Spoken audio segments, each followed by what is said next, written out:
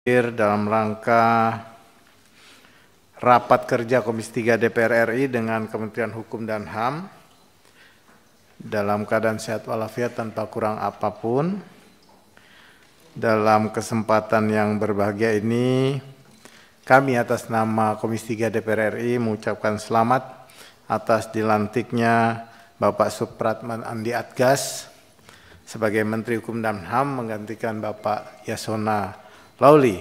Selamat mengemban tugas Pak Menteri, dan kami berharap terus bekerja sama dan berkolaborasi dengan Komisi 3 DPR RI. Kami juga mendoakan semoga senantiasa diberikan kesehatan, kelancaran dalam pelaksanaan tugas-tugas selanjutnya. Amin. Dan yang paling penting, mudah-mudahan melanjutkan kembali nanti di pemerintahan berikutnya. Perkenankan pimpinan menyampaikan agenda rapat, yaitu 1. Penjelasan laporan keuangan pemerintah pusat APBN tahun anggaran 2023 dan tindak lanjut atas hasil pemeriksaan semester 2 oleh BPK tahun anggaran 2023, kemudian pendalaman dan diskusi, diakhiri dengan kesimpulan penutup. Kami ingin mendapatkan persetujuan apakah rapat dapat diakhiri pada pukul paling lambat 11. Pukul 11, mengingat akan dilaksanakan sholat Jumat. Setuju? Singkat-singkat aja Pak Menteri, selama-lama acara kita intinya kan mengucapkan selamat datang saja kepada Pak Menteri. Hadirin kami hormati,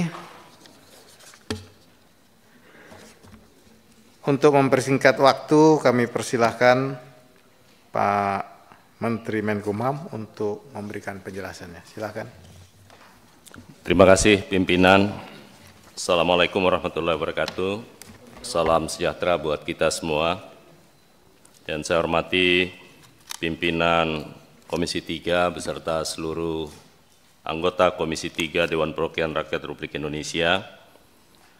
Terima kasih atas undangan yang telah disampaikan kepada Kementerian Hukum dan HAM yang ditandatangani oleh Wakil Ketua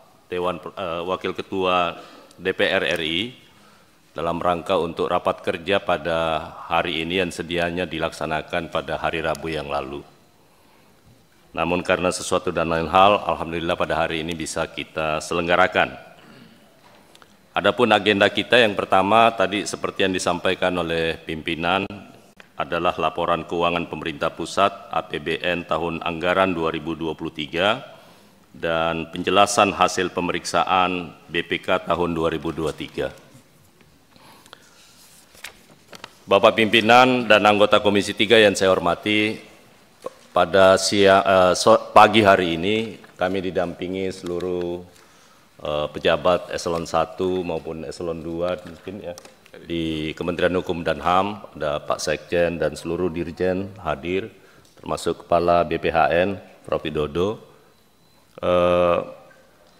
Saya perlu menyampaikan bahwa alhamdulillah Kementerian Hukum dan HAM ini sebuah prestasi capaian yang didapatkan oleh Kementerian Hukum dan HAM bahwa sudah 15 kali mendapatkan WTP dari hasil pemeriksaan BPK. Ini suatu prestasi. Terima kasih kepada teman-teman semua jajaran keluarga besar Kementerian Hukum dan HAM. Bapak Ibu sekalian, adapun anggaran tahun 2023 yang berasal dari rupiah murni itu sebesar 15.963.809.000 rupiah. Kemudian penerimaan negara bukan pajak 2.923.333.835 miliar. Dengan total sebanyak 18.559.297.644.000. Namun dari itu pagu akhirnya adalah sebanyak 14, tadi pagu awal, kemudian sekarang pagu akhirnya 14.920 miliar 950.325.000 rupiah. Kemudian untuk PNBP-nya 4.600.785.000 rupiah. Kemudian ada hibah sebanyak 6.200.000.000 rupiah. Kalau di total secara keseluruhan pagu awal dari Kementerian Hukum dan HAM adalah 18.597.644.000 rupiah. Dan pagu akhirnya adalah sebanyak 18.933.251.110.000 rupiah. Adapun angka-angka selengkapnya mungkin semua sudah di tangan Bapak Ibu sekalian anggota Komisi 3 yang kami hormati. Sedangkan realisasinya dari pagu yang kami peroleh itu realisasinya adalah sebanyak 18.395 miliar rupiah. Ya Pak Sekjen ya. 97%, siap. Realisasinya sebanyak 97%, 97,58% ya. 15%. Oh, 97,16%. Saya tidak perlu menjelaskan realisasi per Dirjen maupun per Eselon 1. Intinya adalah besaran realisasi yang telah dicapai sebanyak 97,16%. Demikian pula halnya dengan realisasi penerimaan negara bukan pajak tahun 2023, ini mengalami peningkatan karena mendapatkan lonjakan sebanyak 230,48%. Wah, ini prestasi buat penerimaan negara bukan pajak ya. Terutama yang terbesar ada di Direktorat Jenderal Imigrasi, kemudian Direktorat Jenderal AHU, dan disusul kemudian Direktorat Jenderal Kekayaan Intelektual. Kemudian neraca tahun anggaran 2002-2023, aset lancar kita sebanyak 1.334.334.645 rupiah. Kemudian aset tetap kita sebanyak 69.892.723.272. Kemudian properti investasi sebanyak 51.338.214.000 rupiah. Kemudian piutang jangka panjang sebanyak 706.863.328. Aset lainnya sebanyak 1.029.207.232.000. Dengan demikian Bapak Ibu sekalian, total aset yang dimiliki oleh sebanyak 72.264.340.977 rupiah. Kemudian kewajibannya ada sebanyak 1.515.764.456 rupiah. Kemudian adapun ekuitas sebanyak 70.347.578.572.521. Kemudian yang berikutnya adalah menyangkut soal 19 capaian prioritas nasional tahun anggaran 2023. Ada 19 program prioritas nasional. Yang pertama adalah penjaminan pemenuhan hak anak secara universal.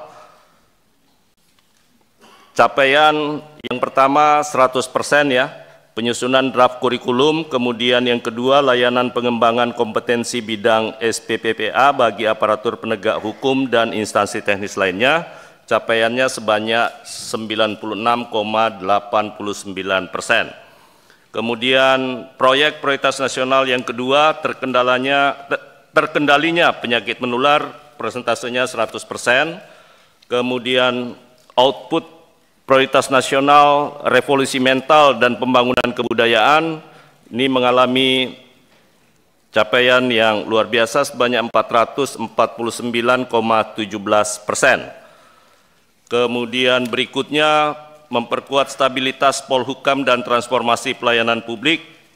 Ada 1, 2, 3, 4, yakni modul Undang-Undang KUHP, RUU KUH Perdata, RUU Jaminan Benda Bergerak, RUU Kepailitan. Kemudian berikutnya menyangkut soal kebijakan penguatan BHP dalam proses kepailitan, kemudian penegakan hukum berkualitas berbasis SPPT, TI, kemudian layanan pengembangan kompetensi di bidang pembimbing kemasyarakatan, pengembangan program pemberdayaan masyarakat untuk pelaksanaan keadilan restoratif. Yang berikutnya adalah piloting implementasi alternatif pemidanaan dan restoratif justice bagi pelaku dewasa.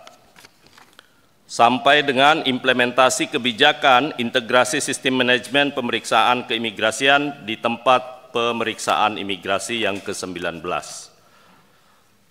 Kami lanjut pimpinan dan anggota Komisi 3, yakni penjelasan hasil pemeriksaan BPK tahun 2023. Secara administratif telah diterbitkan nota dinas Menteri Hukum dan HAM nomor MHH-KU .04.03/06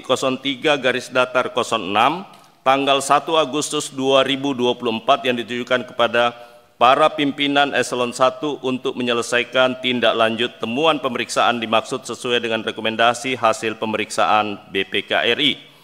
Total pengembalian ke kas negara sebesar 53.623.535.598,41 rupiah telah distor ke kas negara sebesar 20.255.570.969,80 rupiah dan sisanya sebesar 33.363.964.628,61 rupiah disetor secara bertahap.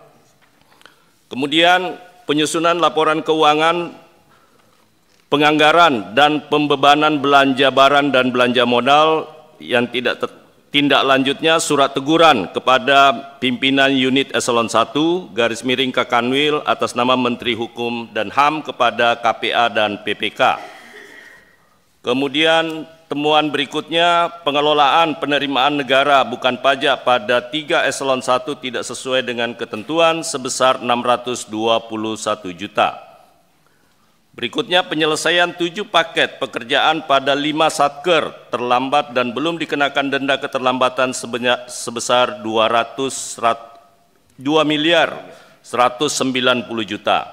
Adapun tindak lanjutnya yakni surat teguran pimpinan unit eselon _ Kanwil atas nama Menteri Hukum dan HAM kepada KPA dan PPK telah distorkan ke kas negara sebesar 1.686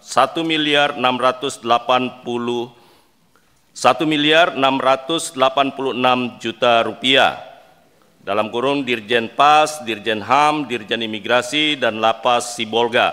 Sisanya distorkan secara bertahap sebesar 504 juta rupiah.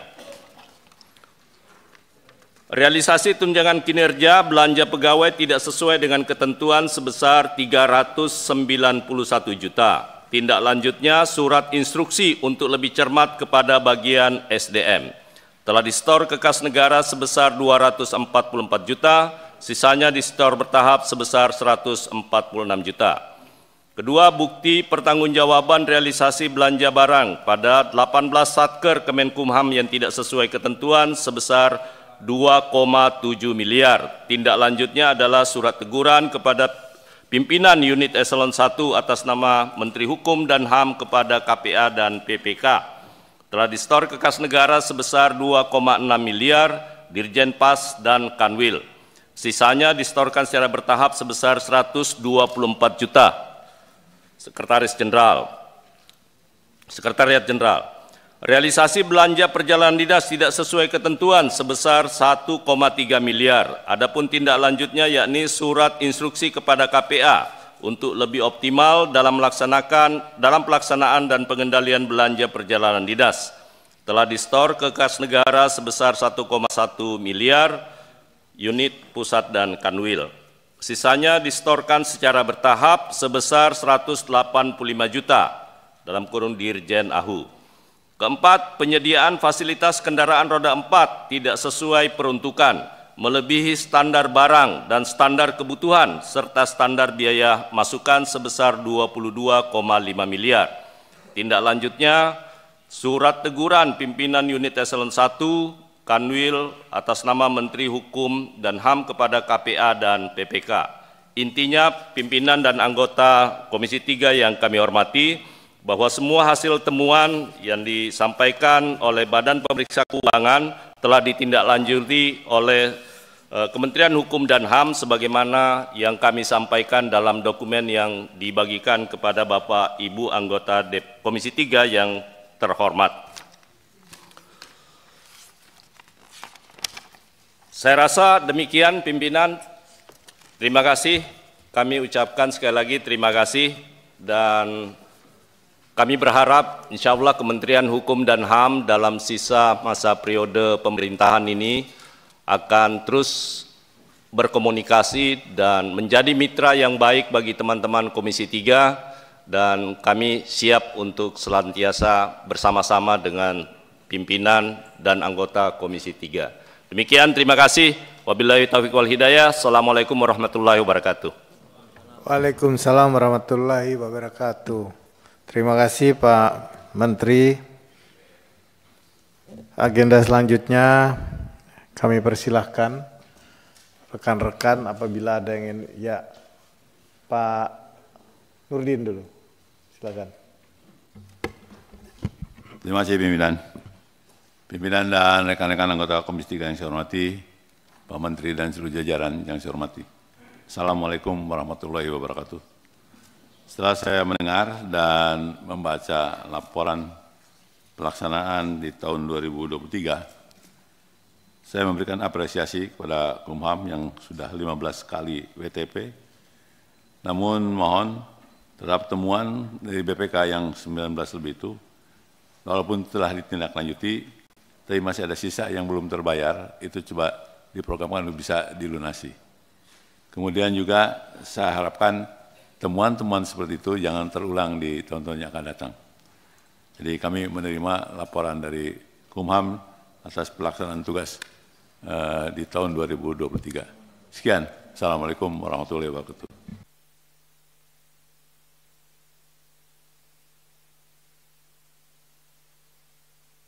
Terima kasih Pak Nurdin. Ya, silakan Pak Adang. Sebentar Pak Adang dulu. Terima kasih pimpinan, rekan-rekan Komisi 3 yang kami hormati dan yang kami hormati Bapak Menteri Kumham. Selamat Pak atas jabatan barunya dan seluruh jajarannya. Saya rasa tidak jauh berbeda dengan rekan terdahulu. Saya ingin memberikan apresiasi ya Pak ya. Sampai 15 kali WTP. Terus terang membanggakan sekali. Dan juga realisasi 2023 sampai 97,16 juga PNBP. Lebih menarik lagi sampai targetnya 230,45%. Yang penting untuk saya beberapa hari ini kan kita mengadakan suatu proses pertemuan tentang anggaran ini. Pada umumnya yang saya lihat, saya mencoba untuk melihat temuan-temuan di tahun 2002 itu ditemukan lagi di 2023. Jadi saya mohon dari pemeriksaan BPK yang berjumlah 19, masalah anggaran, pendapatan, belanja dan sebagainya, walaupun sudah ditindaklanjuti, kami mohon bahwa untuk tahun yang akan datang kami mendengar bahwa jumlah itu kalau bisa tidak banyak dan juga tidak diulangi lagi, itu lagi, itu lagi. Itu yang berhubungan dengan anggaran.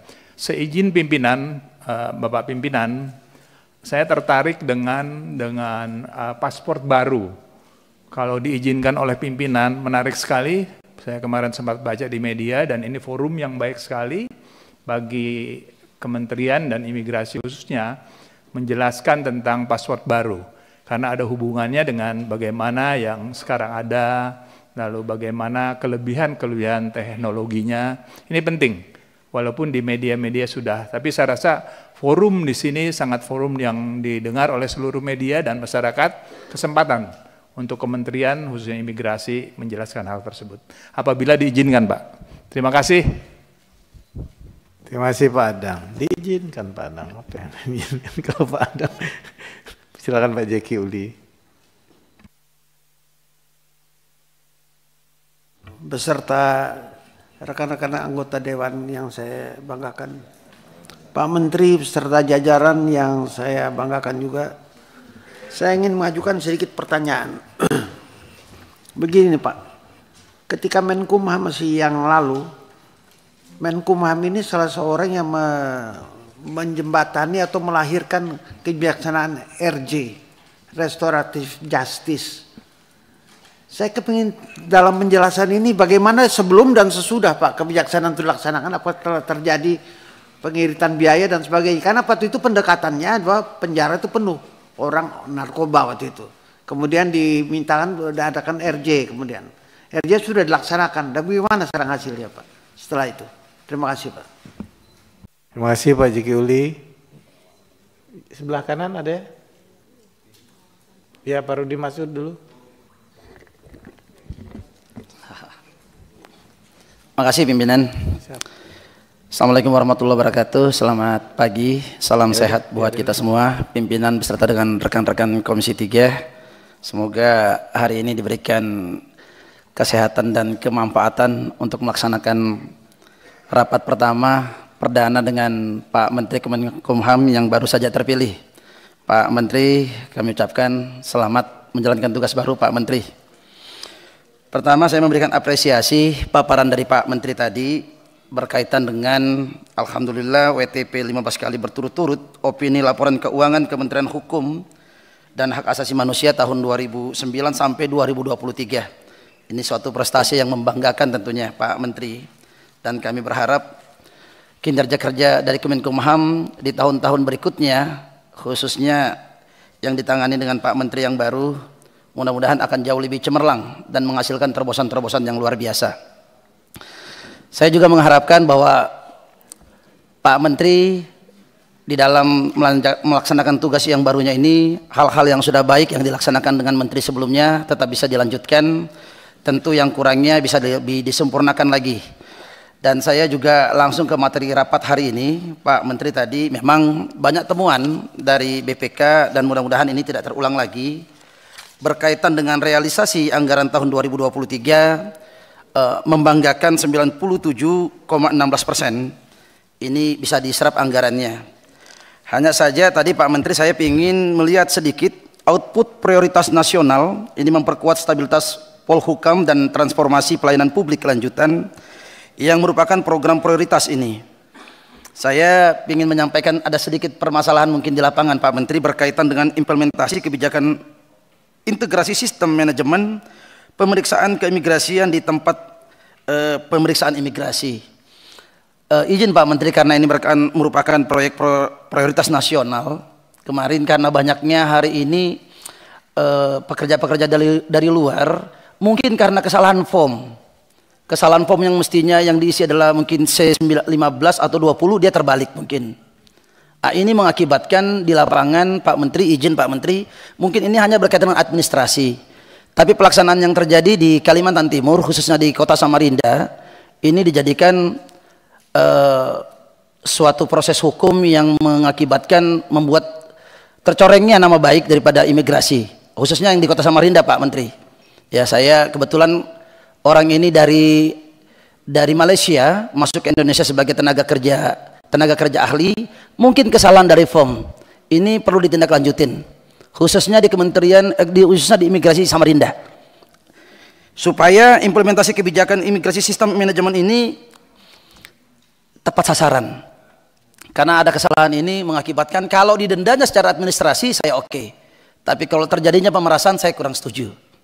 Nah, ini masukan saya Pak Menteri, mudah-mudahan ini menjadi perbaikan kita di dalam melaksanakan sistem prioritas yang akan dilaksanakan. Yang lain-lainnya mudah-mudahan pemeriksaan BPK sama yang disampaikan dengan teman-teman ini tidak terjadi lagi di masa-masa yang akan datang. Akhirul kalam, wabillahi taufiq wal hidayah. Wassalamualaikum warahmatullahi wabarakatuh. Terima kasih Pak Rudi Masud. Ini calon gubernur Kalimantan Timur, Pak Menteri, yang diusulkan Golkar dan Gerindra. Selanjutnya Pak Hinca, silakan. Terima kasih pimpinan dan anggota Komisi 3 yang sangat saya hormati, Pak Menteri dan seluruh jajaran. Selamat untuk Pak Menteri, Bapak Supratman Andi Aktas. Supratman Andi Aktas. Kau koreksi, kau yang salah, aku yang benar. Aku membaca yang benar, Teri. Terima kasih.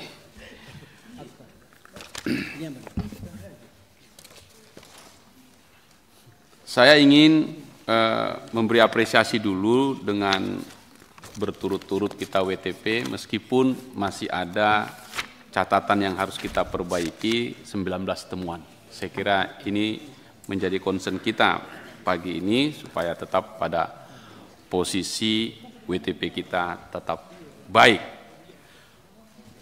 Pak Menteri, saya senang sekali hari ini karena yang biasanya Pak Menteri mengurusi legislasi di DPR ini, sekarang Pak Menteri berada di pemerintah yang salah satu kamarnya punya Ditjen PP.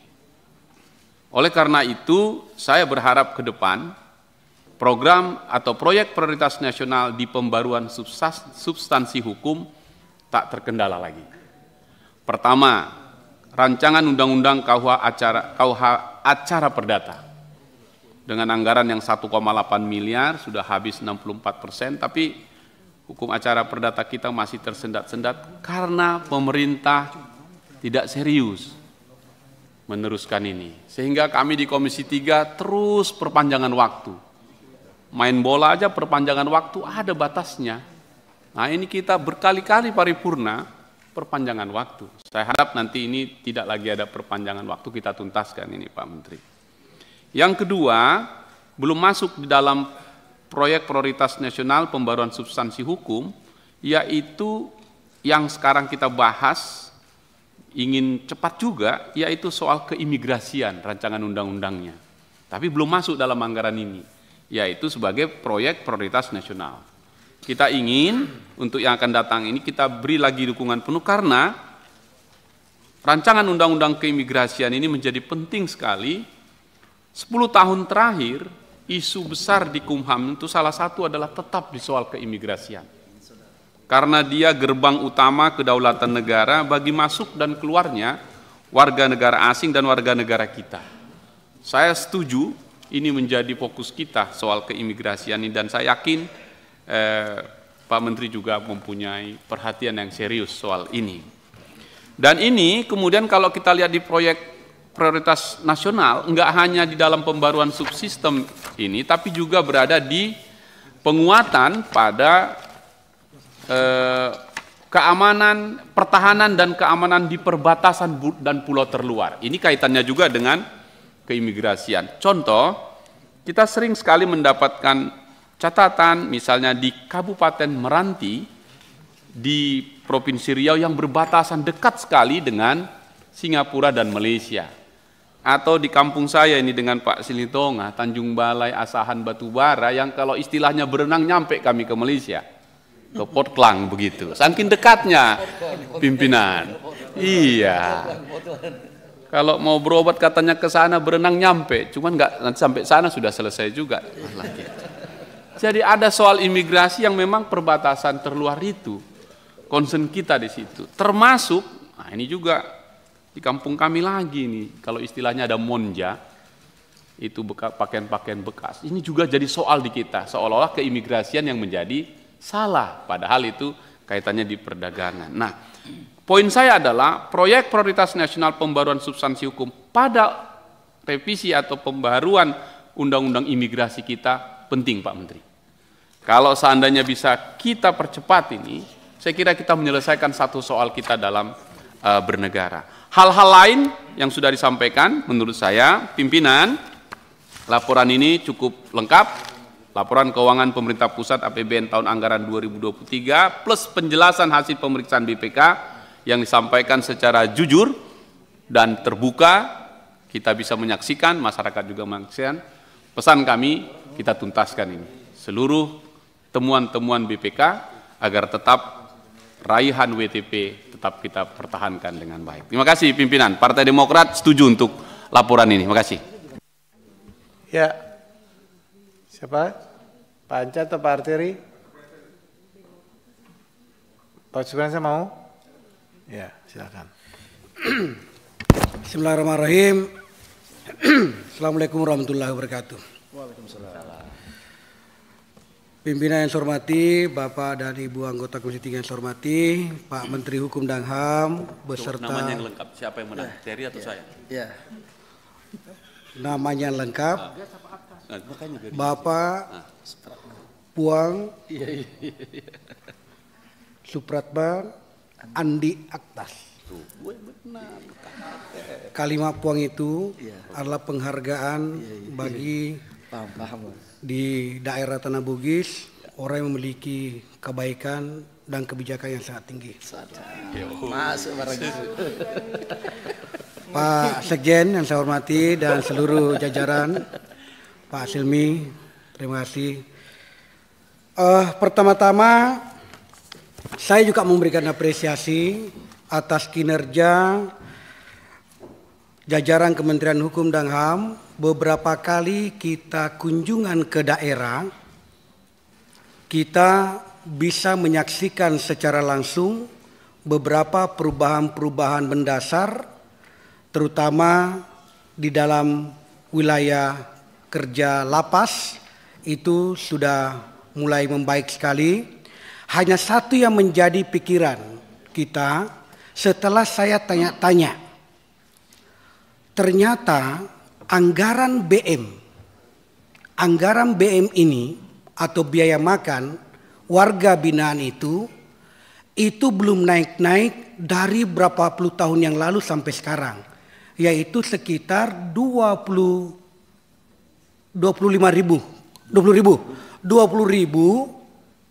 per kali 3 kali makan dalam satu hari satu malam. Jadi kalau kita lihat 20.000 dibagi 3 kali makan, maka bisa dibayangkan apa menunya, bagaimana lauknya dan seterusnya.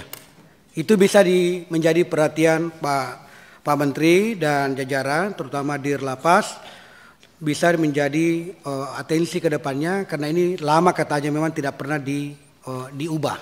Dan ini menjadi juga atensi kita ketika warga binaan menyampaikan ke kita. Itu satu. Karena menjadi pembahasan harian anggaran, maka saya sengaja menyampaikan ini, mudah-mudahan anggaran bisa bebas. Terima kasih Pak Terry.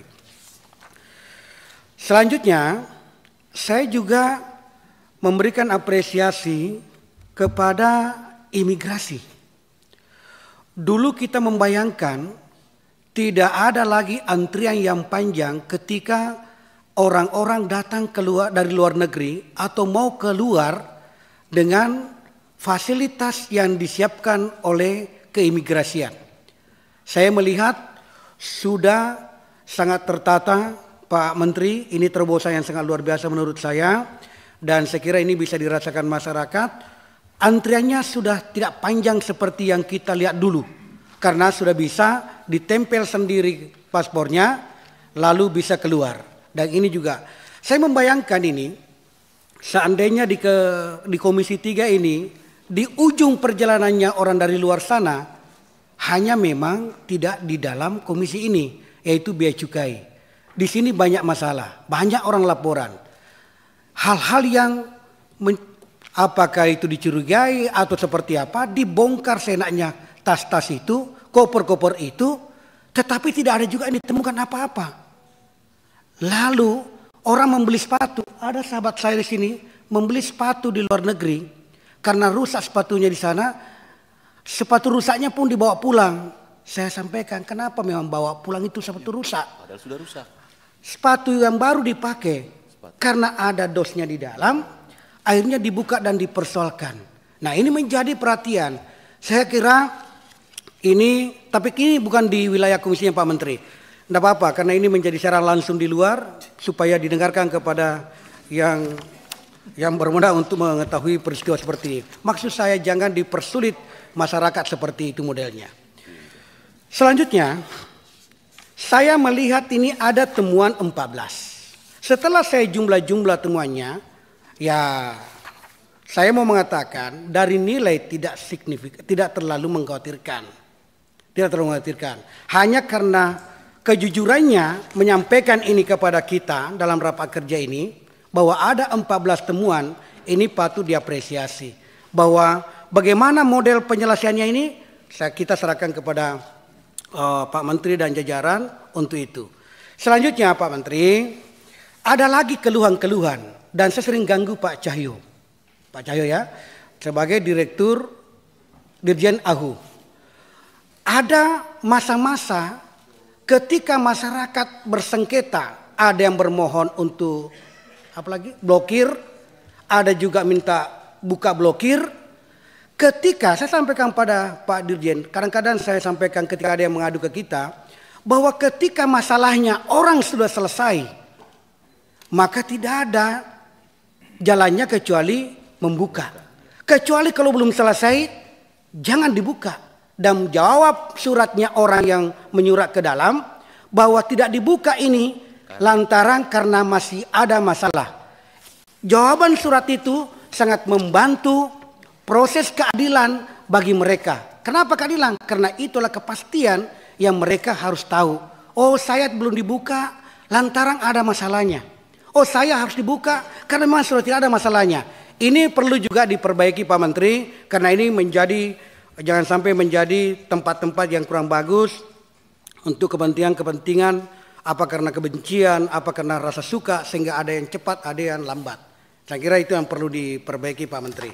Secara keseluruhan Pak Menteri, kami tidak menaruh kekhawatiran. Sebagaimana kami mempercayai Pak Yasona kemarin, kami juga mempercayai kepada Pak Andi, ya, bahwa ini di ujung kebijakannya Bapak ini, saya yakin dan percaya bahwa di tangan-tangan dinginnya Pak Andi Supratman bisa kita melihat kinerja secara keseluruhan Kementerian Hukum dan HAM bisa membaik lagi.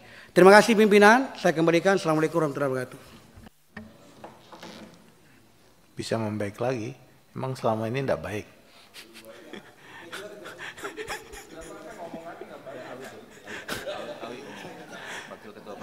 Iya, Pak Awi mau ngomong? Iya, boleh dong Pak Awi yang lagi viral ini kan. Harus kita kasih kesempatan. Silakan Pak Awi.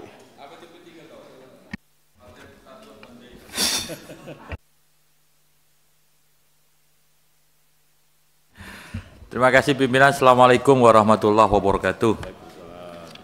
Pimpinan dan anggota Komisi 3 yang kami hormati, terutama Pak Adis, selamat jadi waketum lagi.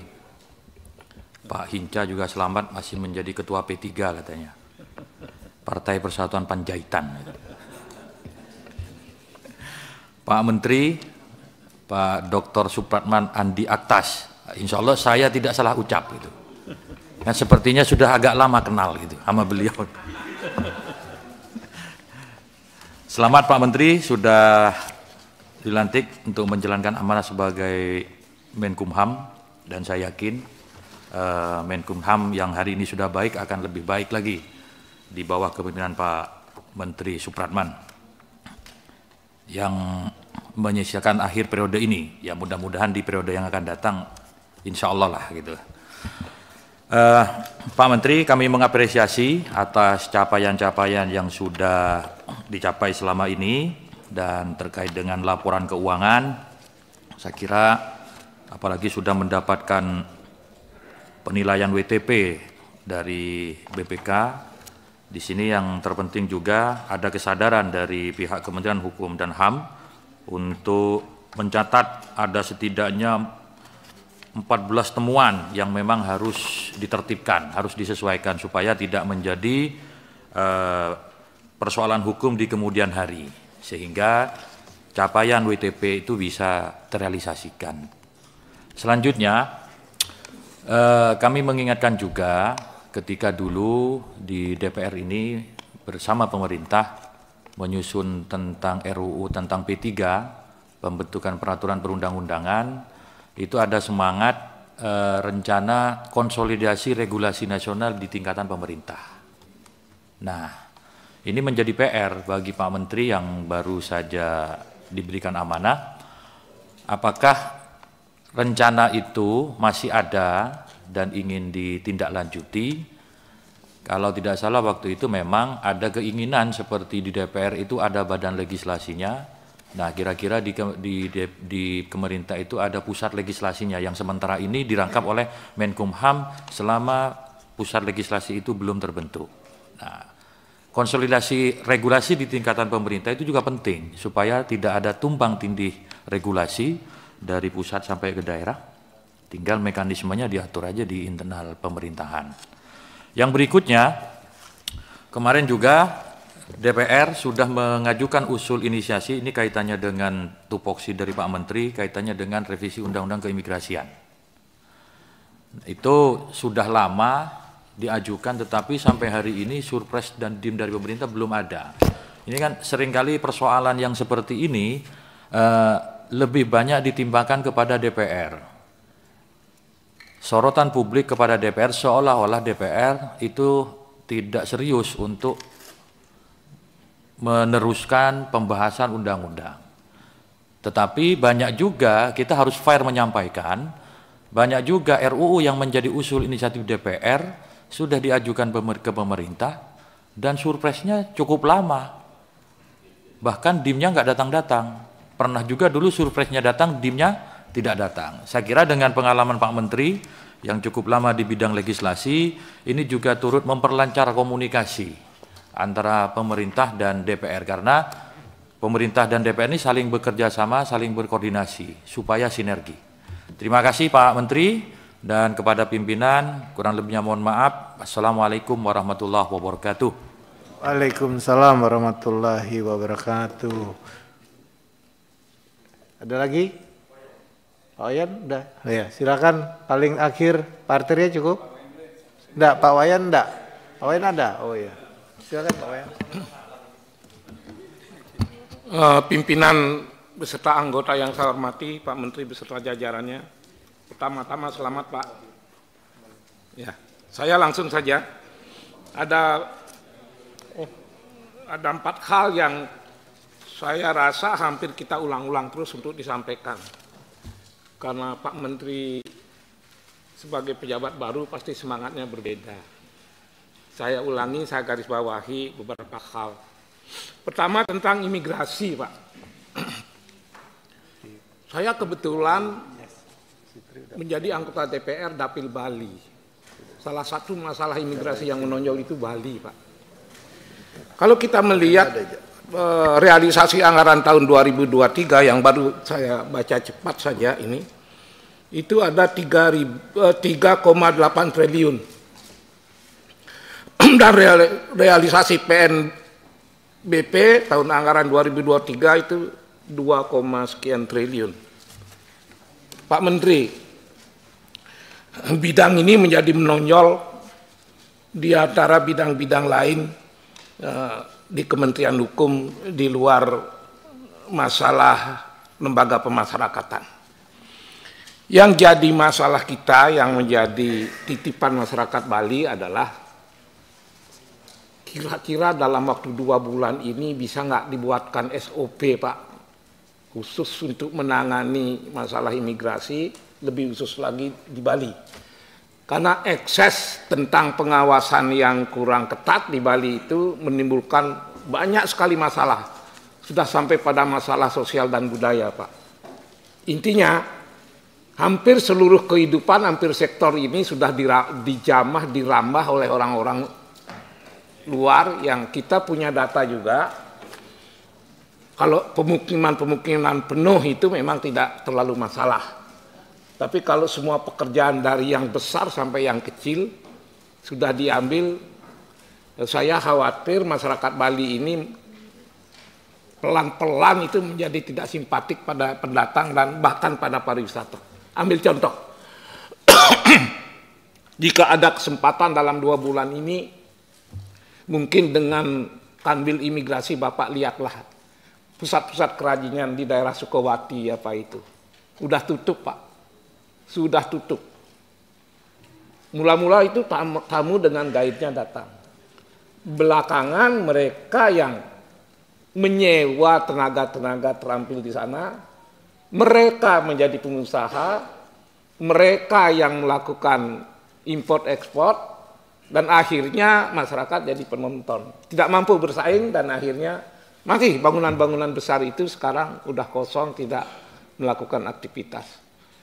Banyak lagi tidak bisa saya rinci satu persatu karena terbatasnya waktu. Macam-macam, dari peternakan Pak, dari pertanian sampai bikin kacang mede, dia bukan hanya bikin pabrik. Dia ambil tanah-tanah masyarakat untuk diurus tentang penanaman kacang mede. Kira-kira sudah bisa ditangkap maksud kami bahwa ini butuh perhatian khusus. Karena itu dari segi anggaran mohon ini dapat prioritas. Saya harus hati-hati menyampaikan ini, terutama pimpinan saya Pak Habibur Rahman ini. Ada usulan Pak, tapi karena saya simpati pada penampilan beliau ini memimpin kita, saya berhati-hati menyampaikan ini Pak. Ada pemikiran-pemikiran yang pasti sampai hari ini kita tolak. Perlu nggak tenaga administrasi itu dibantu kepolisian untuk sekedar memberikan pencatatan, pengawasan, mana-mana turis yang sebenarnya melancong tapi kemudian mereka nggak mau pulang, melakukan usaha, melakukan import-ekspor. Saya hanya bisa menjawab, mungkin memang kurang tenaganya imigrasi, mungkin kurang juga anggarannya, tapi kan tidak bisa menjadikan lalu kepolisian mengambil peran-peran imigrasi yang sudah baku gitu kira-kira. Mohon ditangkap ini Pak, bagaimana mengatasinya agar saya untuk persidangan yang akan datang saya tidak mendapat keluhan yang sama. Tidak ada maksud membesar-besarkan, memprioritaskan kepolisian sebagai tenaga yang lebih terampil, tapi memang mereka punya tenaga sampai ke desa-desa yang kalau itu dimanfaatkan memang masuk akal bisa mengawasinya. Tapi imigrasi saya rasa bisa melakukan sesuatu. Masalah yang kedua, ini menyangkut anggaran. Ditjenpas dengan realisasi anggaran 2023 8, triliun lebih Pak. Ada 3 hal yang saya mohon perhatian karena kita semua sama sudah ini, lagu kita sama, kelebihan populasi di LP. Saya hanya ingin memancing Pak Menteri, ada nggak SOP dan program terobosan dalam waktu dekat. Mengatasinya ini banyak cara, Bapak punya ahli, tapi saya juga mempunyai catatan. Ada 3 catatan Pak. Pemanfaatan sistem database maupun kerjasama dalam mengoptimalkan restoratif justice kelihatannya belum sungguh-sungguh menjadi prioritas Pak. Sudah terungkap sering, mungkin juga sudah mulai, tapi pasti belum maksimal Pak. Kalau 2 hal ini diprogramkan dalam waktu pendek, ini akan dapat dukungan luas Pak. 2 bulan bukan waktu yang pendek kalau memulai gebrakan. Lalu ditambah satu lagi, saya ingin mendengar ada nggak perencanaan Pak Menteri mengenai kelak kalau KUHP ini diberlakukan, Bapak bisa lakukan itu karena Bapak di Balik Pak, sudah paham tentang KUHP ini.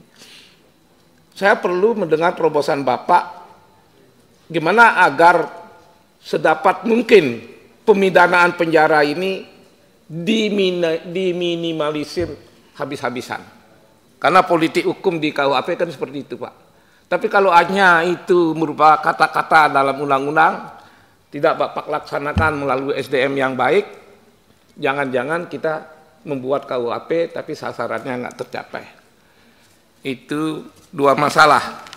Mungkin masih ada beberapa catatan kecil mengenai barang sitaan. Sitaan dan rampasan, Pak. Ini setiap kita membahas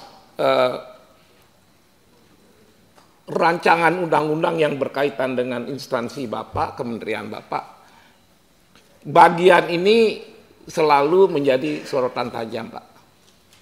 Rampasan dan sitaan.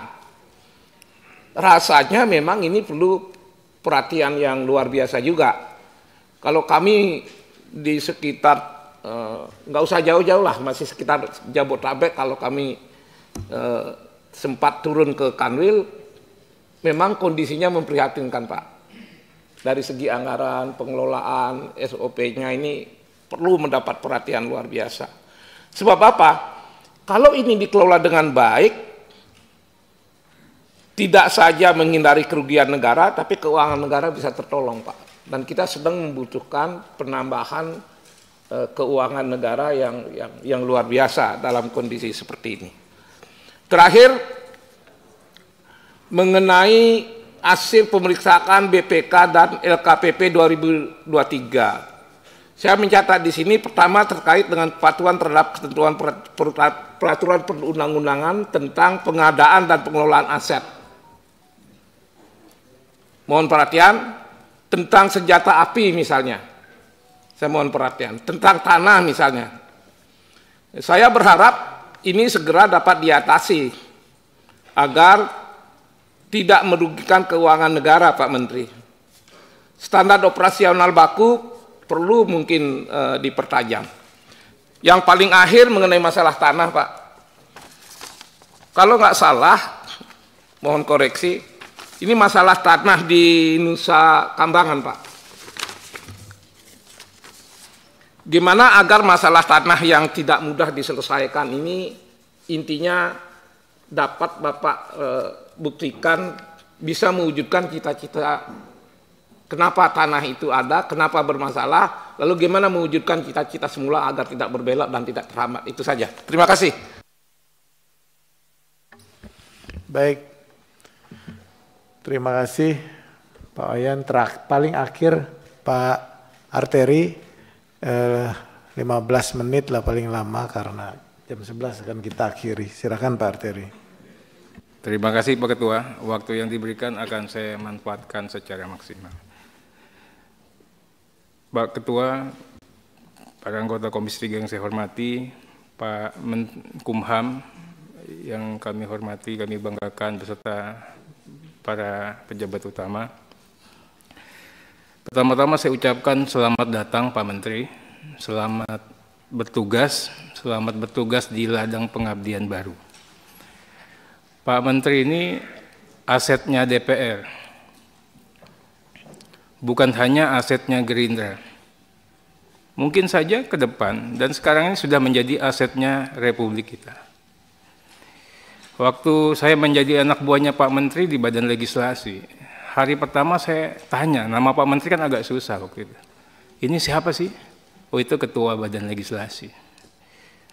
Kenapa? Saya tuh kagum dengan gayanya Pak Menteri itu memimpin, ya Pak Awi ya. Melayani semua. Kadang pertanyaan yang remeh-temeh pun dihargai dengan raut muka yang sama dengan pertanyaan yang sangat substansial. Respect, mengorangkan orang. Bapak-bapak nanti tahu nih belajar nih Pak Cahyo. Beliau begitu dilantik nggak main-main ke petinggi-petinggi Pak. Tapi datang ke sini. Apa yang bisa kami layani untuk Komisi 3? Berapa Adis? Nggak pernah ada menteri yang begitu. Mohon maaf, menteri yang kemarin pun juga nggak begitu. Apalagi mandang saya kan anak buah. Ini benar Pak, saya cerita. Ada telepon. Apa kata Pak Menteri? Biar saya yang datang ke Komisi 6 waktu itu. Udah jadi menteri ini, kalau belum jadi menteri nggak apa-apa. Dia yang datengin teman-temannya, Pak. Ini yang saya katakan, kita bicara personality. Kita bicara karakter orang. Nah, saya juga minta, ini jajaran Kumham bisa nggak ini mengikuti langgamnya Pak Menteri. Orang yang tadi katanya Puang Andi ya, orang darah biru yang melayani, bukan yang dilayani. Itu. Pak Menteri orang yang tidak pernah mau ribut, padahal balik itu adalah pusaran kepentingan. Saya kerjanya ribut mulu, Bang Andap. Yang dapat barangnya dia semua, Pak. Pak Menteri semua yang dapat. Ini ilmu. Itu. Ini ilmu. Saya lihat Pak Menteri, saya sempat sedih. Kita pernah terakhir haji bareng. Saya itu dari 2 tahun yang lalu, ibu saya ikut haji. Saya udah ngomong kemana-mana. Ternyata yang bawa ibunya beliau, Pak. Itu. Ini yang saya katakan ini, ya itu tadi lah. Ini masalah karakter. Secara profesi, Pak. Ya ini saya Bang Andap, nanti saya ini.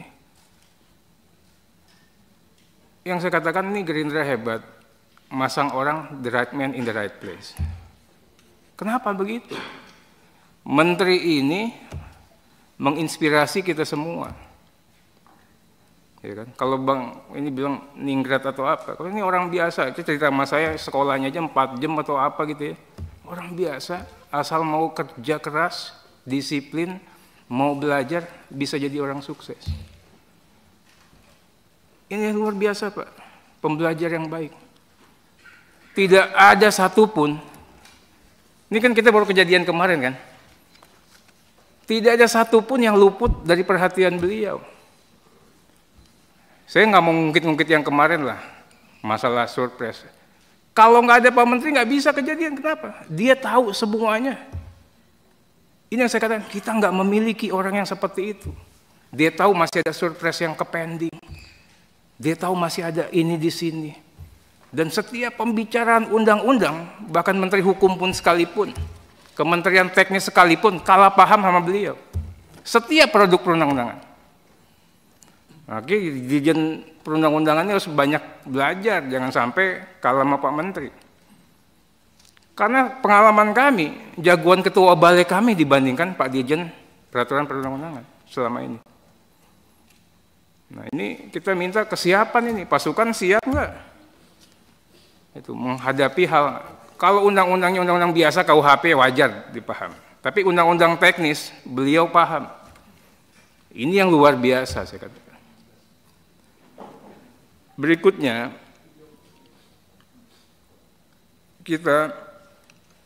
saya mohon maaf sebelumnya nih ada kemarin nggak mesti kejadian kalau nahkoda yang mimpinnya beliau. Tidak ada irisan, tidak ada friksi. Kalau kemarin kan sudah mulai ada friksi. Berikut saya apresiasi Pak. Tadi kalau bicara kepanjangan itu Pak Menteri orang baru nggak relevan juga lah kita ngomongin kayak begini. Saya bicaranya hanya singkat seperti yang ada di materi Bapak karena nggak pas kalau saya ngomong panjang-panjang. Pak Menteri, positifnya kita lihat hikmahnya dari sini Pak. 2 dokumen yang Bapak hadirkan, siapa bilang polisi nggak bisa kerja? Ini 2 orangnya polisi Pak. Itu, lihat kinerjanya, lihat capaian kinerjanya. Mudah-mudahan kita lagi buat undang-undang Polri Pak. Itu loh. Kami juga apresiasi realisasi anggaran. Pastinya Pak Menteri, kita sepenuhnya mensupport, mendukung penuh politik anggaran dan kebutuhan anggaran yang dihadirkan oleh Pak Menteri. Kami juga dapat perintah dari Ibu Ketua DPR kami, Pak Menteri, untuk berlaku sportif. Kita harus memberikan ruang, memberikan kesempatan, memberikan waktu, memberikan kepercayaan kepada Pak Menteri baru yang bekerja. Kepada pemerintahannya, kabinetnya Pak Prabowo yang akan datang ini buat bekerja. Makanya kebutuhan anggaran ini akan kita support maksimal. Nggak fair juga, orang belum apa-apa sudah kita lakukan penilaian.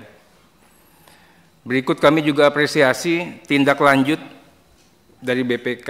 Tadi ada senior yang ngomong itu lagi, itu lagi. Masalah Republik ini itu lagi, itu lagi, Pak. Temuannya ya itu lagi, itu lagi. Karena bisnisnya itu lagi, itu lagi. Mainannya itu lagi, itu lagi, Pak. Nah ini kan kita nggak usah tahu sama tahu lah. Tapi saya senang dalam kesempatan yang berbahagia ini Pak Menteri berani. Saya mau menjadi mitra yang baik. Ini yang jarang sekali kita dengar. Kita dengar di Kementerian Hukum dan HAM. Kenapa begitu nih seiring nih Pak Habibur Rahman? Ini luar biasa. Kenapa luar biasanya? Sekarang ini Komisi 3-nya hidup. Begitu ada masukan masyarakat diterima, direspon. Ya, direspon. Kalau mitranya kayak bisa menyambut dengan baik, saya yakinlah ada cabang kekuasaan lagi yang bisa memberikan rasa keadilan masyarakat, yaitu DPR RI. Ada kepercayaan publik bahwa DPR bisa menjadi bagian daripada alternatif solusi. Nah, saya minta juga nih kayak Pak Dirjen Imigrasi, ya ada paspor, kita dilibatin, diajak, dikasih cerita. Karena pasti begitu ada produknya Bapak, kita ditanya sama orang, Pak. Nah ke depan walaupun saya nggak kepilih lagi, mudah-mudahan teman-teman, Anca kepilih lagi nggak? Insya Allah, Dek. Iya, kepilih lagi, 5 tahun lagi maksudnya. Ya. Dia. Nah kemudian Pak Dirjen AHU, ini saya itu punya utang sama notaris. Saya berkatakan sama Pak Dirjen AHU, di atas langit ada langit. Saya nggak mau ribut karena saya segan juga sama Pak Menteri, kan ketua DPP itu ya, menteri saya. Saya bukan siapa-siapa di DPP. Tapi masalah notaris ini kita harus selesaiin, Pak. Ini 2 tahun. Saya juga dengar banyak komentar-komentar, nggak tahu ya Pak Cahyo atau siapa terkait dengan kehadiran atau saya tidak pernah intervensi terkait notaris. Yang saya ingin katakan apa? Ini itu adalah organisasi profesi. Dijaga itu kedaulatannya. Itu. Kemudian hilangkan, kurangi ya intervensi pemerintah di situ. Baik dalam sikap, kebijakan, apalagi regulasi. Ini kan, saya sederhanakan itu Pak Cahyo, karena saya itu menghadirkan Peradi itu saya, Perhimpunan Advokat Indonesia. Kita yang berjuang melepaskan Peradi daripada Mahkamah Agung dulu, kita nggak sudi. Dan saya juga keluar dari pengacaranya Peradi. Kenapa? Tatkala Peradi ribut untuk urusan yang nggak penting, masalah pendidikan advokat lah, masalah sertifikasi, saya bubar, saya keluar Pak. Kita dulu melawan tiran, sekarang kita jadi tiran, saya bilang sama Peradi. Nah, terakhir ini, para pendiri bangsa, Pak Menteri, sepakat mewariskan negara Indonesia sebagai negara hukum, bukan negara kekuasaan. Oleh karena itu, pondasi kehidupan berbangsa dan bernegara, Pak Menteri, itu sudah sangat jelas. Kita sepakat untuk mendasarkan kepada Pancasila dan Undang-Undang Dasar Negara Republik Indonesia tahun 1945. Kita perkuat lagi keyakinan itu, kita tuangkan dalam pasal 1 ayat 3. Negara Indonesia adalah negara hukum. Kedaulatan berada di tangan rakyat dan dilaksanakan menurut Undang-Undang Dasar. Pasal 1 ayat 2. Kita juga yakinkan bahwa sistem presidensial menjadi sistem pemerintahan kita. Presiden sebagai kepala negara sekaligus kepala pemerintahan. Ini harus dimaknai dalam konteks Indonesia sebagai negara hukum. Presiden, Pak, sekalipun sebulan lagi mau selesai, harus berpedoman, tunduk, patuh pada konstitusi, Undang-Undang Dasar Negara Republik Indonesia tahun 1945. Sebagai kepala pemerintahan, Presiden juga harus melaksanakan dan menjalankan undang-undang seluruh-seluruhnya. Ini kita perkuat lagi dengan janji sumpah dan jabatan presiden di konstitusi juga. Kita punya pengalaman universal, semua belahan dunia. Tidak ada penguasa yang bisa melawan konstitusi. Kejadian kemarin sangat memalukan. Sudah kita ingatkan di dalam rapat balik, apakah keputusan ini sudah tepat, sudah benar, sesuai dengan konstitusi. Tapi sudah kita ambil suatu kebijakan. Malam hari, Pak, saya dapat info, inilah setiap kejadian buruk pun ada hikmah positifnya. Akan ada gelombang massa. Tapi pagi harinya Pak Andap, saya curiga. Kok pengamanan DPR begini aja? Laporan kami katanya gelombang massanya besar. Makanya saya bilang, ini ada sisi positifnya. Kok tiba-tiba jam 10 paripurnanya ditunda? Ini sisi positifnya, Pak. Ya. Siang hari bisa-bisanya pagar DPR diceretelin, nggak ada yang menghambat. Coba zaman dulu, Pak, digebuk, Pak. Sorenya mahasiswa masuk, dibiarkan saja. Kalau ada gesekan dikit, saya bilang sama Pak Kapolda, ini kasihan ini Kapoldanya. Di satu pihak dia harus humanis, di pihak lain dia harus amankan ini, objek vital negara. Kerja keras. Kesimpulannya apa, Pak? Ini saya bicara apa adanya ini. Saya sampaikan juga ke banyak teman-teman. Ya. Ini, mohon maaf ini, kalau nggak ada Pak Prabowo, nggak bisa kejadian, Pak. Kesimpulannya apa? Ya. Orang yang kita anggap otoriter, totaliter, tiran, militeristik, tapi kalau kita kasih kesempatan untuk berbuat baik, bisa. Nggak ada, Pak, sejarahnya gedung DPR digoyang-goyang, dibiarin aja. Nggak ada. Nggak ada sejarahnya nih Habibur Rahman, pagar hidupnya, Pak, bisa diem. Kalau nggak ada perintah. Saya bilang mahasiswa, iya, kalian hebat. Kalian membantu kami. Tapi kalian juga harus kasih ruang sedikit. Bahwa pemerintahan baru yang akan berkuasa punya niatan baik untuk kalian. Nah, ini kita juga berharap bisa diikuti sama pasukan. Semuanya harus ikut. Saya berharap, Pak Ketua. Waktu, Ter. Iya, Pak. Indonesia ini bisa lebih baik ke depan. Mudah-mudahan ada menteri-menteri seperti Pak Menkumham lagi yang bisa dihadirkan sehingga menambah keyakinan kita. Terakhir, Pak Menteri, saya nitip ini. Pasukan di Kumham ini hebat-hebat. Bang Andap, Pak Renhat itu tahu. Saya tidak pernah nitip orang ya, Bang. Sekalipun ada, saya hanya nitip 2 orang, nggak ada eselonnya. Mungkin sekarang udah eselon 5 lah. Itu pun dari 10 tahun saya di sini sampai sekarang orang itu aja, Pak. Nggak ada tuh saya nitip pakai dokumen list daftar nama dicap-cap, nggak ada, Pak, bukan tipe saya. Saya hanya orang yang saya kenal, itu pun cuma 1-2 orang itu aja selalu. Nah, dan saya juga yakin, Pak, di Kumham ini orangnya baik semua, nggak ada orang merah, orang apa. Mudah-mudahan Pak Menteri bisa lebih bijaksana. Ya, semua orang di sini bagus-bagus dan jangan sampai nanti ada pasukan kita khawatir ganti bendera, ganti nahkoda, ya kan? Itu juga berganti kesejahteraannya mereka, Pak. Mungkin itu saja. Sekali lagi, Pak Pimpinan, ini mungkin hari terakhir saya nih ketemu sama Kumham. Kami ucapkan permohonan maaf, mohon maaf lahir dan batin atas segala sikap, perbuatan dan tutur kata yang kurang berkenan. Mungkin saja saya misalnya sama Pak Cahyo ya agak kurang selama ini, ya ini hanya karena kita ingin memperbaiki, Pak Cahyo. Sama Pak Dirjen, ya kan, walaupun udah kita bela-bela, saya juga sering dilupain, ya nggak apa-apa juga. Itu loh. Mohon maaf ya semuanya, semoga Kumham semakin hari semakin hebat lagi, dan saya yakin harus lebih hebat karena Kumham dipimpin orang yang hebat saat ini. Terima kasih, wassalamualaikum warahmatullahi wabarakatuh. Terima kasih Pak Arteri.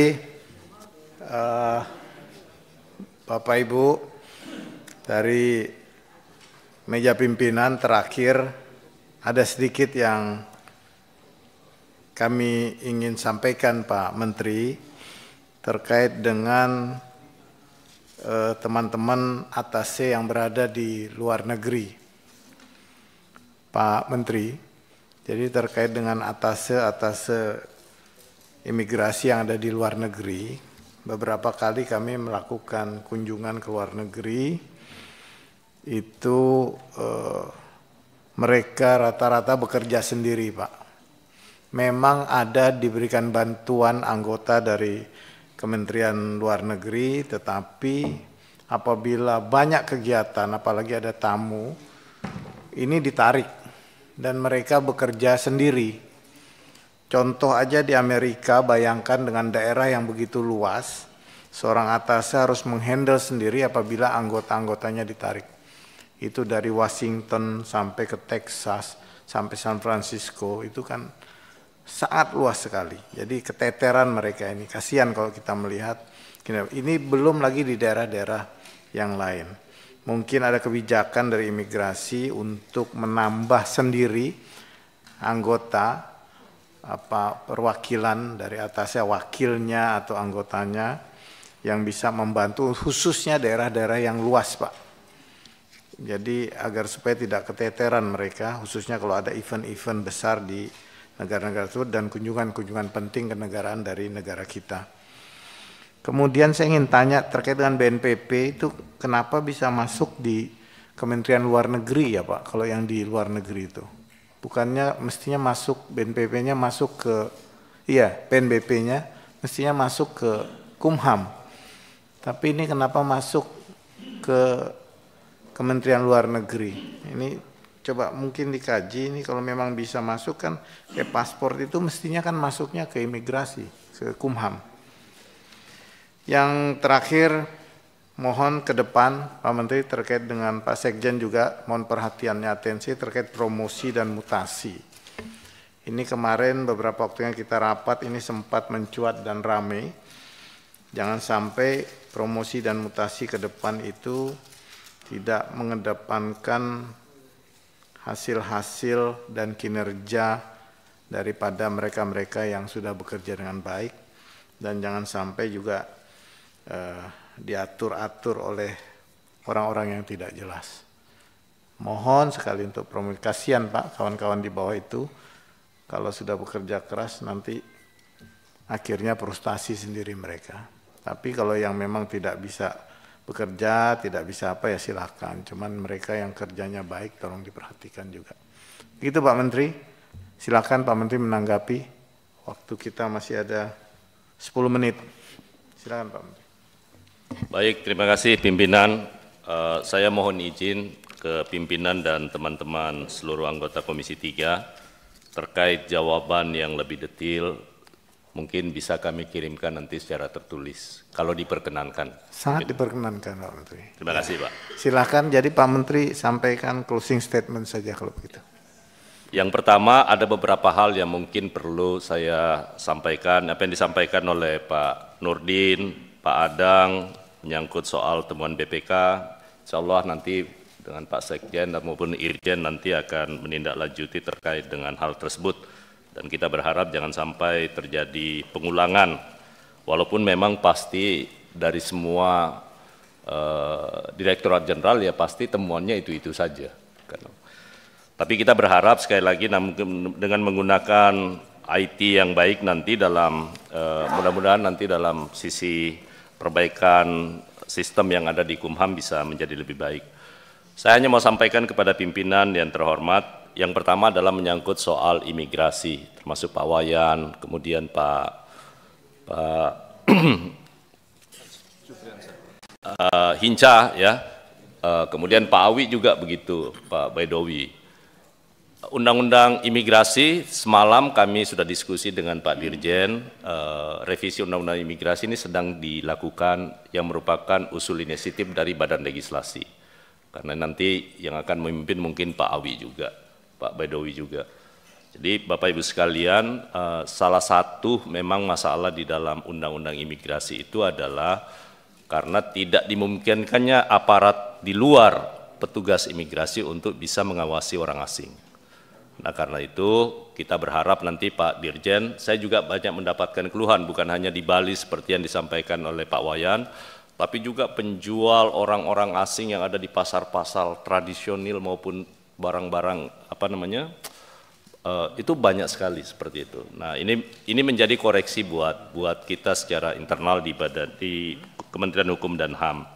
Namun demikian, saya yakin dan percaya nanti bahwa semua perbaikan untuk revisi Undang-Undang Imigrasi ini mungkin juga nanti itu sudah didiskusikan oleh Pak Dirjen dengan seluruh teman-teman yang ada, sehingga nanti rata-rata juga anggota Komisi 3 sebagian besar juga adalah anggota Badan Legislasi.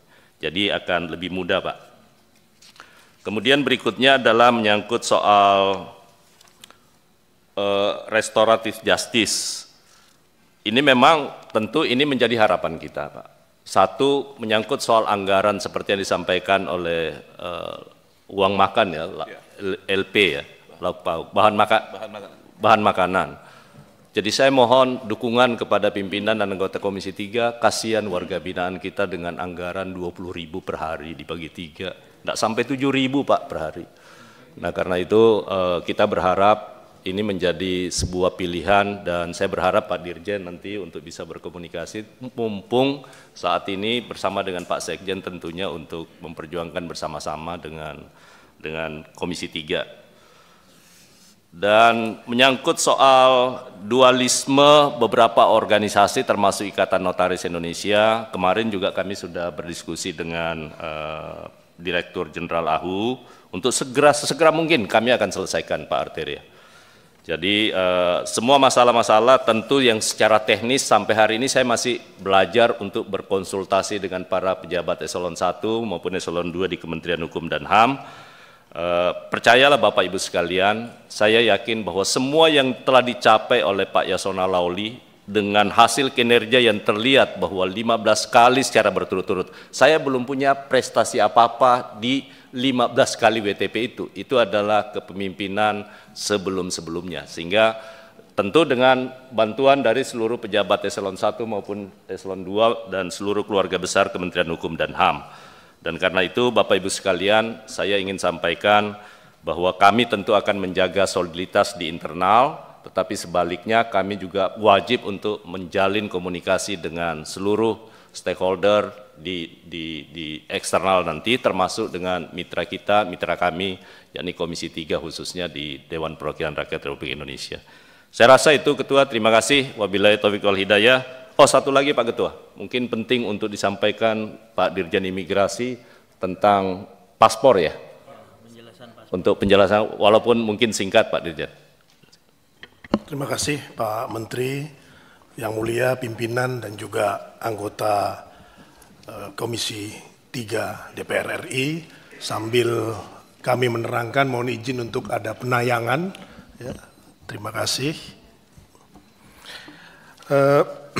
Jadi berangkatnya adalah ketika ICAO sebagai organisasi internasional aviation organization itu yang mengatur daripada spesifikasi paspor, di mana kita harus mengikuti aturan main itu, ya, dan kemudian kita mengambil momentum desain paspor yang lama tidak pernah berganti, di mana aturannya itu setiap 3 tahun menjadi ada acuan untuk perubahan, walaupun mungkin tidak semuanya.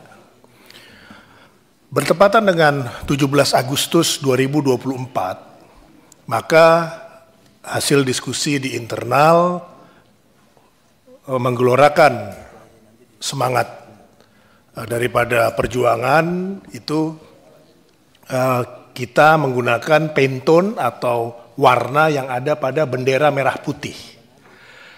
Dasarnya adalah merah, kemudian tulisan itu berwarna putih. Kemudian di dalamnya itu kita semangatnya adalah kain Nusantara. Banyak yang tidak tahu bahwa ada 5.849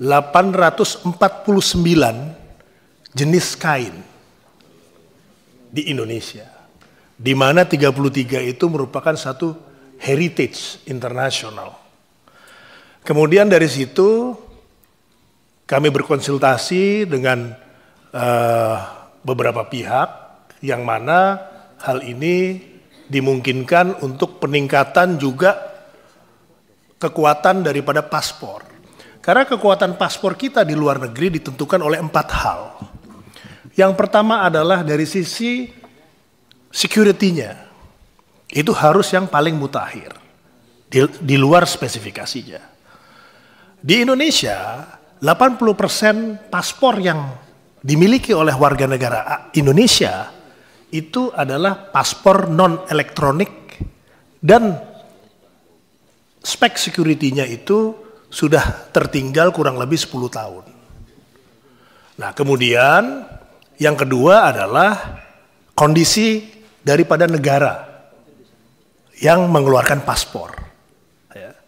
Kenapa hal ini juga menjadi penting? Karena biasanya kalau ada terjadi chaos atau apa pada suatu negara itu berpengaruh kepada negara lain menerima warga negara yang dituju. Kemudian yang berikutnya, yang ketiga adalah kaitan daripada resiprokal. Nah, ini juga sangat penting untuk kita tekankan diplomasi untuk mendapatkan juga bebas visa. Yang paling penting yang menjadi acuan adalah perilaku warga negara Indonesia di luar negeri. Ya. Tidak boleh overstay, kemudian bekerja tanpa izin, itu sangat mempengaruhi kekuatan paspor suatu negara. Nah, dari 4 ini yang ada pada ruang lingkup imigrasi adalah yang desain paspor berikut dengan spesifikasi dan security-nya. Dan bersama dengan Kemenlu kita menjalankan resiprokalitas. Karena itu ada di Undang-Undang Imigrasi. Nah, belakangan ini hubungan kami dengan Kemenlu cukup baik. Ya, sehingga untuk misalnya negara-negara yang menempatkan Indonesia sebagai watchlist, itu kita panggil duta besarnya. Kemudian juga kita mintakan dicabut watchlist-listnya. Terus kemudian juga sambil kita sampaikan jika dalam waktu tertentu tidak dicabut, maka bebas visa ataupun juga list pada visa on arrival negara tersebut kita juga akan cabut. Ini cukup efektif. Ya. Jadi diplomasinya kita jalankan. Dan kemudian untuk beberapa negara seperti misalnya Jepang, kita lagi usahakan untuk itu. Nah, lanjut. Nah, daripada ini paparannya untuk bisa memperlihatkan dalamnya paspor.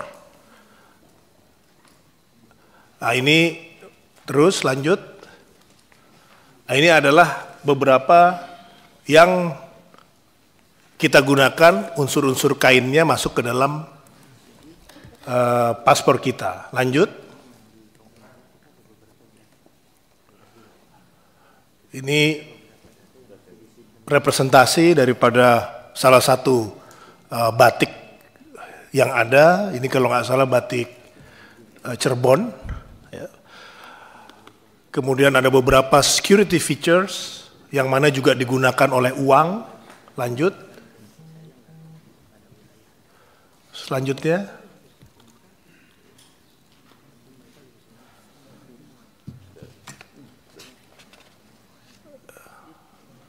nah ini ada microtext, salah satu features. Ini warna biru ini ketika dikasih sinar khusus untuk mengecek security-nya. Jadi warna aslinya ada di kiri, kemudian kalau dikasih sinar khusus itu berubah.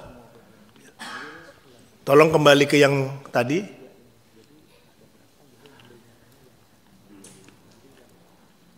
Nah, ini. Jadi yang sebelah kiri adalah dengan kasat mata, yang kanan itu adalah dengan sinar khusus. Lanjut.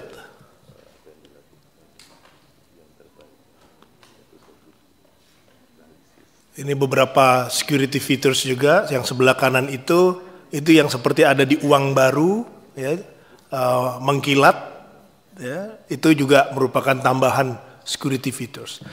Yang kita launching adalah desainnya, Pak Ateria, sehingga kita juga menerima masukan.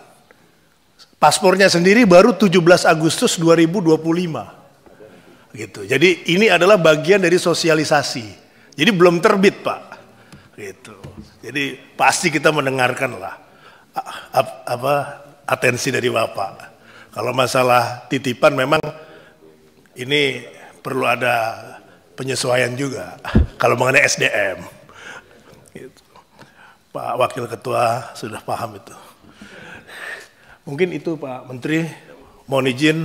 Terima kasih. Assalamualaikum warahmatullahi wabarakatuh. Wassalam. Demikian pimpinan, saya kembalikan. Terima kasih. Baik, terima kasih Pak Menteri. Tolong ditampilkan kesimpulan.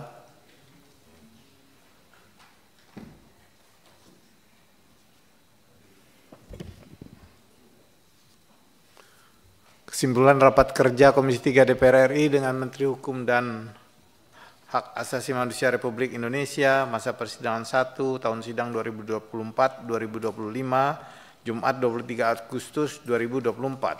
Komisi 3 DPR RI dapat menerima penjelasan Menteri Hukum dan Hak Asasi Manusia Republik Indonesia atas laporan keuangan tahun anggaran 2023 serta tindak lanjut terhadap hasil pemeriksaan Badan Pemeriksa Keuangan tahun 2023 untuk kemudian disampaikan kepada Badan Anggaran DPR RI sesuai dengan mekanisme dan peraturan perundang-undangan. Setuju kan, Wad? Setuju Pak Menteri? Baik. Dengan berakhirnya dibacakan kesimpulan, maka berakhir sudah acara rapat kerja kita dengan Kemenkumham pada pagi hingga siang hari ini. Atas nama anggota dan pimpinan, mengucapkan terima kasih kepada Pak Menteri beserta seluruh jajaran, dan juga kami mohon maaf apabila ada hal-hal yang kurang berkenan dalam penyelenggaraan rapat pada siang hari ini. Dengan mengucapkan alhamdulillahirabbil alamin, rapat kami nyatakan ditutup. Skor apa tutup?